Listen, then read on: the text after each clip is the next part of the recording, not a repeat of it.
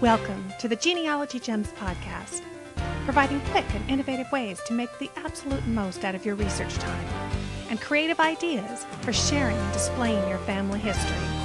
I'm your host, Louise Cooke.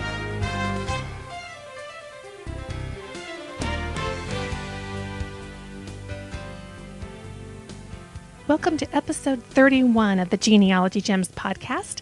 I'm so glad to have you along today. Thank you for tuning in. I want to start out by saying that the response to my Genealogy Gems Ultimate Research Strategies book has been overwhelming. And I want to thank those of you who have bought the book. You guys are great. And I'm really enjoying getting your emails, letting me know that you're getting so much out of the book and telling me about your research success stories.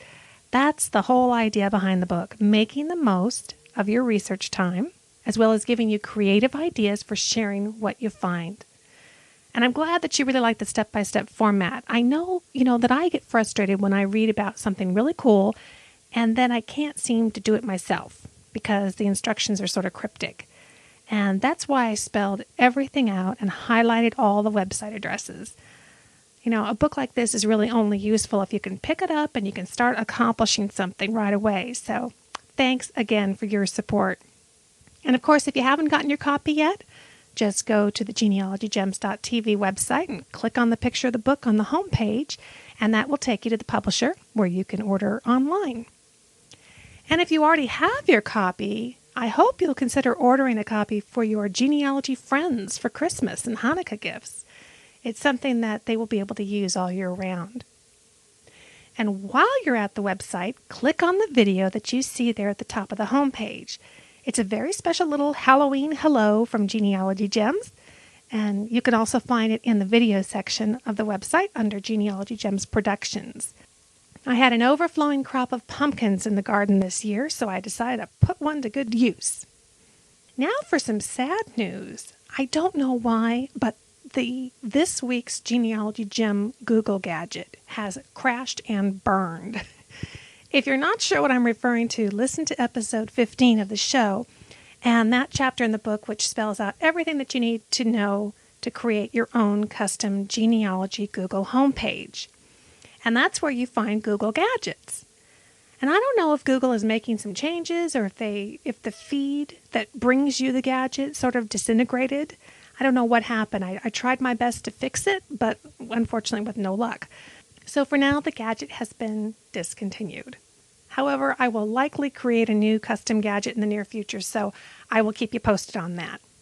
And to receive the code for the gadget, just be sure to sign up for the free Genealogy Gems monthly newsletter, because that's the email list that I use to personally email you the code so that you can install it onto your iGoogle page. So go to genealogygems.tv and click the newsletter button there to sign up if you haven't already. And by the way, did you know that you can get some of the back issues of the newsletter on the website? From the home page, click the newsletter button and you will find the May and June issues listed there. And July is going to be posted here shortly. And if you haven't already subscribed, it gives you a nice way to take a look and see what you think. Oh, and speaking of the website, it is evolving every day lately with new content. So be sure and visit regularly. Particularly in the resources section, you will find lots of great stuff. I would call it research strategies or genealogy research or something like that, but those names are too long for the navigation bar. So just know that the resources button will lead you to a lot of great stuff for your genealogy research. And be sure to click on the Google Research Gems link on the resource page. I know that you guys love tips for using Google, so I have a special gadget there that will provide you with a new Google tip every day. And you'll also find lots of other great tips that we've talked about in the past to make Google work harder for your genealogy research. So be sure to check out that resources section. And please do let your research friends and your local genealogy society know that it is a resource for them too. Even if they don't listen to the podcast, the website could certainly be of help to them. So I hope that you'll pass that along. Well, I think that covers everything, so let's get right into our first gem. Thomas Jefferson must be doing a jig.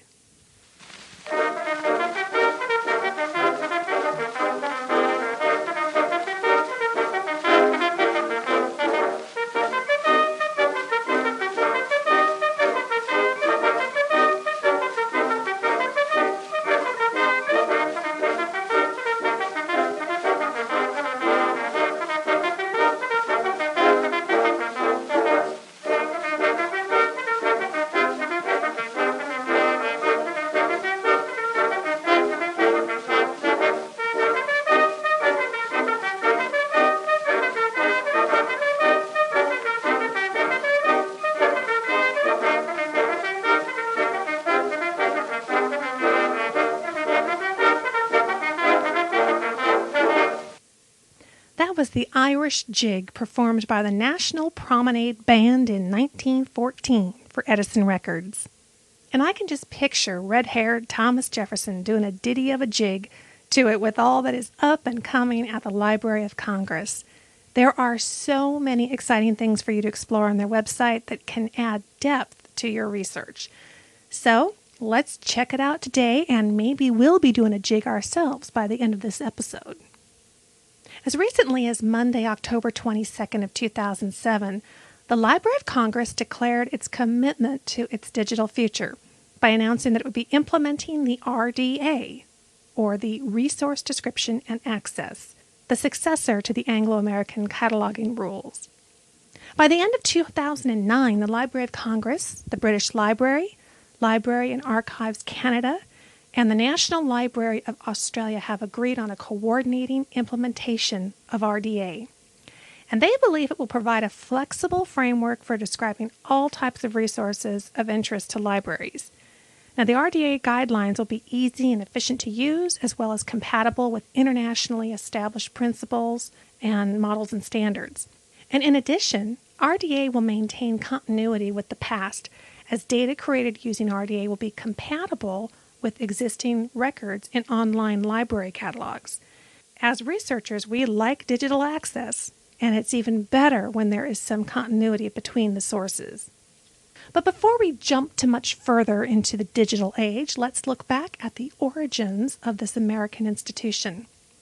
According to the library's website, the Library of Congress was established by an act of Congress in 1800 when President John Adams signed a bill providing for the transfer of the seat of government from Philadelphia to the new capital city of Washington.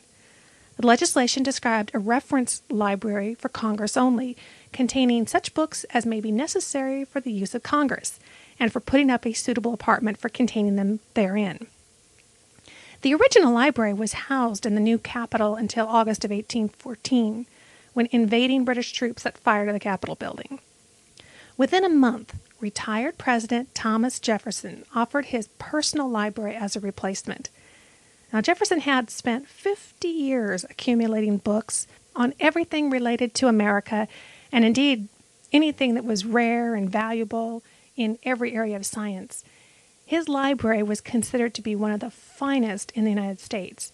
And though he was a bit concerned that Congress would be interested in the wide variety of volumes that he had, in January of 1815, Congress accepted Jefferson's offer, appropriating $23,950 for his 6,487 books, and the foundation was laid for a really great national library. The Jeffersonian concept of universality, the belief that all subjects are important to the library of the American legislature, is the philosophy and the rationale behind the comprehensive collecting policies of today's Library of Congress. Today's Library of Congress is an unparalleled world resource, and the collection of more than 130 million items, including more than 29 million cataloged books and other print materials, in 460 languages, more than 58 million manuscripts, the largest rare book collection in North America, and the world's largest collection of legal materials, films, maps, sheet music, and sound recordings. I had an opportunity to do some research at the Library of Congress in Washington, D.C. a couple of years ago, and it was a trip I will never forget. The buildings themselves are absolutely mesmerizing, let alone the volume of material that's available. I did weeks of preparation online using the library's online catalog to find and prioritize the materials that I wanted to review. But it wasn't until I was there in person that it really sunk in how vast and varied the holdings really are. The scope goes well beyond books. And as I've mentioned before, I really believe that we need to step outside the academic box and explore the richness of our ancestors' lives through viewing old newsreels, listening to the rare and old recordings that they would have listened to themselves, pore over the examples of early advertising and ephemera that swayed their opinions, and so much more. Oh, don't get me started. You know how I feel about all this, and I believe that many of you listening out there feel very much the same way.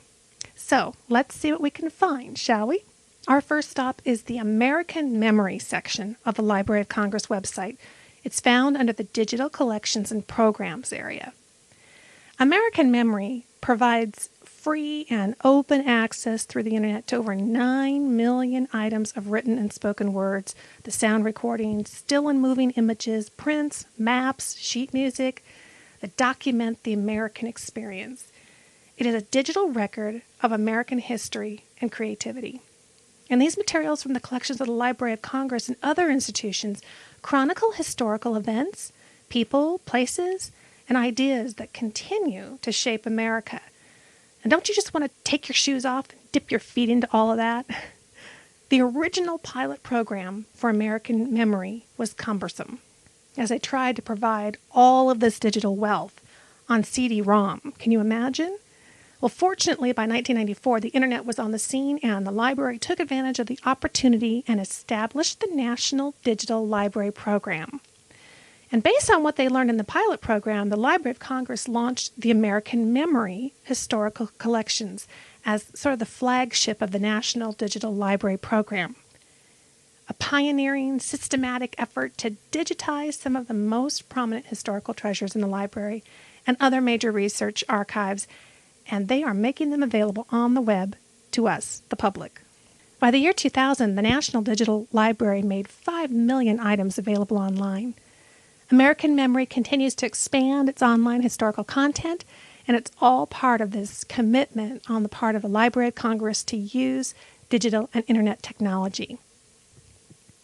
Now, don't worry about taking extensive notes. I'm going to have all of these links for you and information on the show notes for episode 31 on the genealogygems.tv website. So don't worry about that. So let's look a little further into the American Memory section of the Library of Congress. It's organized into more than 100 thematic collections based on the type of item, the subject matter, who first created it, who assembled it, donated it to the library. Each online collection within American Memory is accompanied by background information designed to make the materials easier to find, to use, and to understand.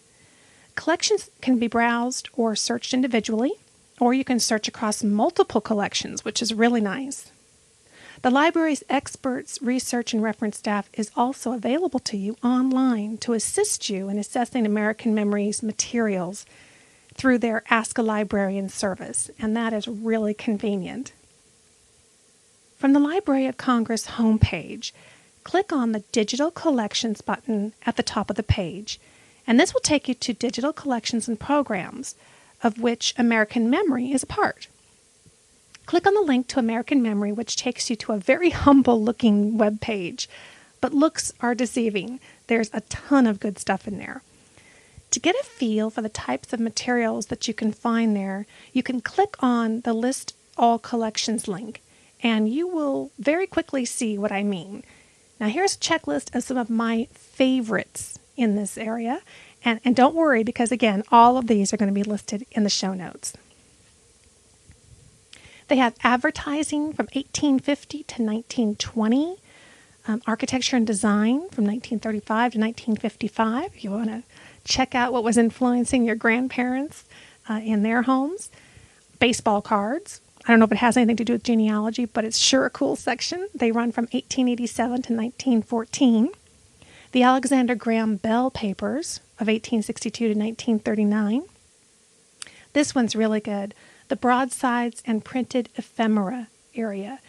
They cover items from 1600 to the year 2000. And this is a terrific place to get a feel for the kinds of advertising and printed materials and flyers and things that would have been scattered about town of your ancestors.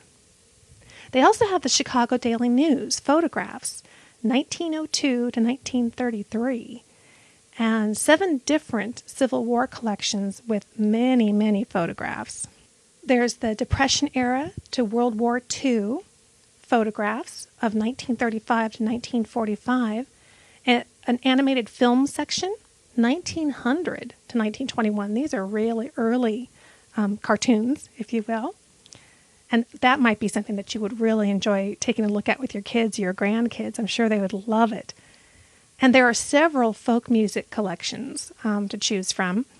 There's the Great Plains photographs of 1880 to 1920. They have maps from 1500 to present. Films of New York City, 1898 to 1906. I think you'll enjoy that one. I've been through several of those. 19th century books, 1850 to 1877, 19th century periodicals. Oh, and they have the Ohio River Valley in multi-format from covering 1750 to 1820. These are quite the early years. Panoramic photographs from 1851 to about 1991. And they have a really neat section, something kind of unusual, audio interviews from Pearl Harbor and the public's reaction to Pearl Harbor, 1941 to 1942. They also have a great collection from 1936 to 1943 of WPA posters. If one of your ancestors worked for the WPA, I think that you'll definitely want to check that one out. They have the photographs and letters area of Prairie Settlement, Nebraska, if you have Nebraska ancestors, 1862 to 1912. Now, here's an area that would probably affect everyone in some respect. I know I have several ancestors who worked for the railroad. Maps of the railroad, 1828 to 1900. Revolutionary era maps, 1750 to 1789. Of course, they have that San Francisco and 1906 earthquake film section, which is terrific. I think I mentioned that in the past episode about the San Francisco earthquake. They have sheet music all the way back to 1820 through 1885. Oh, and they have audio interviews, slave narratives that were done starting in 1932. Small town life in mid-Atlantic. Now, these are stereoscopic photographs from 1850 to 1920.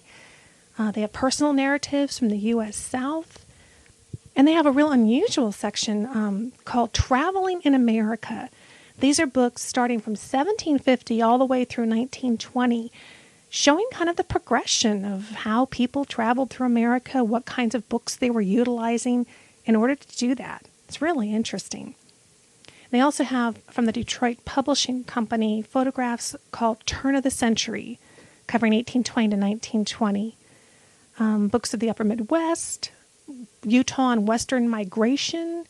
They have a whole section on American variety stage, vaudeville, 1870 to 1920. And the George Washington papers, photographs of the Western U.S., lots of military newspapers from World War I, and maps from World War II, military situation maps that cover 1944 to 1945. Whew, it's quite a list, and I just couldn't bring myself. I mean, I only covered maybe half of them, and I just wanted to really give you a sense of how rich, how unique so many of these collections are. And my guess is that somewhere in that wonderful list are things that are going to touch on and connect into your family. So definitely check it out. To get a flavor for each of these collections, on the American Memory page, just click the Browse Highlights link, and it will show some highlights from the collection, and it will give you a good sense of what kinds of things that are contained inside there. And of course, help is always just a click away with the Ask a Librarian link on the collection homepage. And don't be afraid to use it. That's why they're there, and they're happy to answer your questions. But of course, American Memory is just one of many, many other areas within the digital collection and programs area. Some of my other favorite areas are the Veterans History Project, the National Digital Newspaper Program, which I think I've mentioned to you in past episodes, Chronicling America, Historic American Newspapers, and they also have the Prints and Photographs Online Catalog. This area is just chock full of fantastic photographs and prints. So many of them could add background and color to your research, as well as heritage displays that you might want to create. And these are really truly the treasures of our country and of your ancestry. Oh, and within that section, I got to put these in here. I love the 20s fads. Boy, after watching some of the old silent films that I talked about in episode 14, this was really interesting. And of course, you can see clips from many of those old silent films on the Genealogy Gems website. And you can really see how the American culture has really been influenced by film. And of course, it was these films that were influencing our grandparents and our great-grandparents. And that's definitely represented in the 20s fads area. Oh, and there are the Ellis Island prints and photos. There's a section called World War II Working Women, lots of photographs and prints there. Civil War soldiers, entertainment, and Americana. Americana has just about everything in it. Try clicking on farms and farming in Americana. There are some beautiful prints of our farming heritage. And I mean, who doesn't have farmers in their family tree? So check that one out. I hope to cover some of these other areas in more depth in future episodes, but as you can see, it's just voluminous how much is available there at the Library of Congress. But before we finish up, I want to make sure that you know that the Library of Congress also has webcasts. The webcasts are basically what I refer to as videocasts. And some of these videos can run quite long, so you may not want to bother with them if you are on a slower internet connection. But if you have high speed, it might be worth taking a look. Now, there are lots of topics here that have nothing to do with genealogy, but certainly they may be of interest to you. And what I would do is I would start browsing the biography and history listings. And you kind of have to hunt around a little bit, but there are some gems in there. And lastly, the library website also offers RSS feeds and email alerts on a variety of subjects so that you don't have to hunt around every time that you want to see what's new at the Library of Congress. So I'll have links to the webcasts and the RSS feeds page as well in the show notes. So what's in the future for the Library of Congress? Well, the library just signed a World Digital Library Agreement with UNESCO, which is the United Nations Educational, Scientific, and Cultural Organization, pledging cooperative efforts to build a World Digital Library website. Now, according to their recent press release, they say that the World Digital Library will digitize unique and rare materials from libraries and other cultural institutions around the world and make them available for free on the Internet. These materials will include manuscripts, maps, books, musical scores, sound recordings, films, prints, and photographs. Sounds a lot like the Library of Congress. The objectives of the World Digital Library include promoting international and intercultural understanding, increasing the quantity and diversity of cultural materials on the Internet, and contributing to education and scholarship. Now, after almost 20 years of absence, the United States reestablished its permanent delegation to UNESCO just in 2003. So this is a really interesting partnership and one that I think that we'll want to watch. In fact, you can watch a 3-minute video about the vision for the World Digital Library at worlddigitallibrary.org. And I found it really fascinating. And I'll have a link for you in the show notes. So there's a lot going on at the Library of Congress and lots of things on the horizon. It's been fun to go over all of these, and I hope that you'll check them out yourself and do a bit of snooping to see what might apply to you and your family. Now, the future, coming up next, a Lisa for the next generation.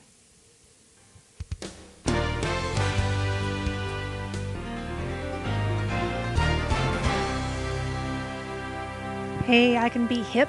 I know what's happening. Yes, folks, Lisa wants to reach the next generation for genealogy. Now, what better way than to Simpsonize myself? Come on, you know The Simpsons on TV, right?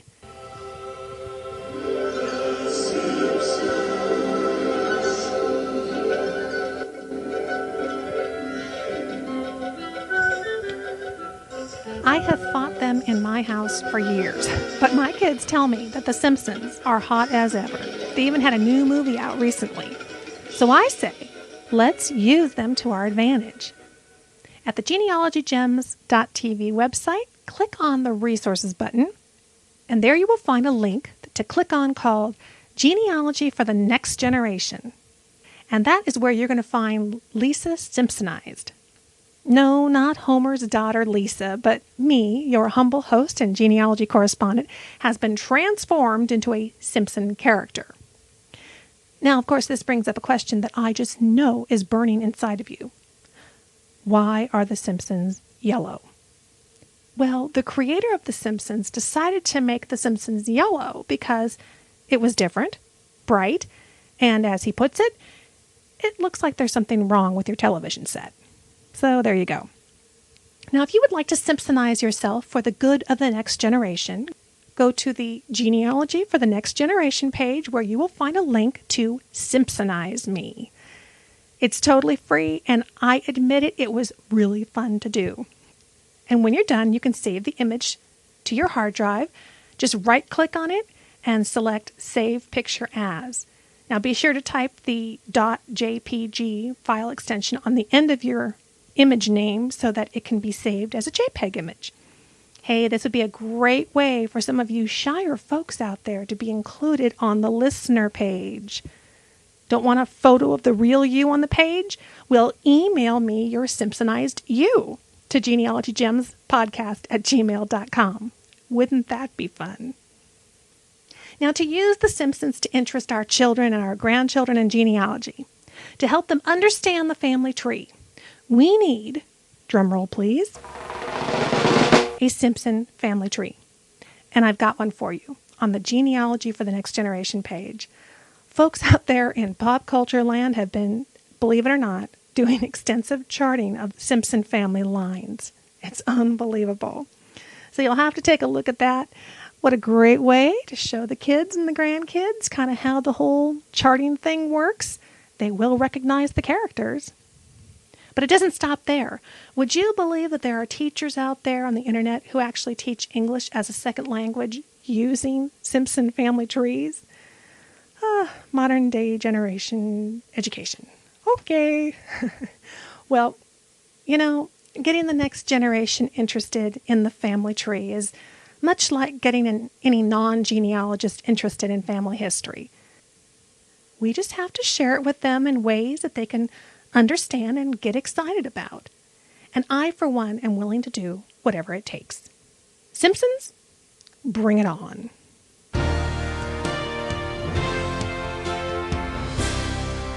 Well, that's it for this week's Genealogy Gems. You can email me with questions or comments at genealogygemspodcast@gmail.com.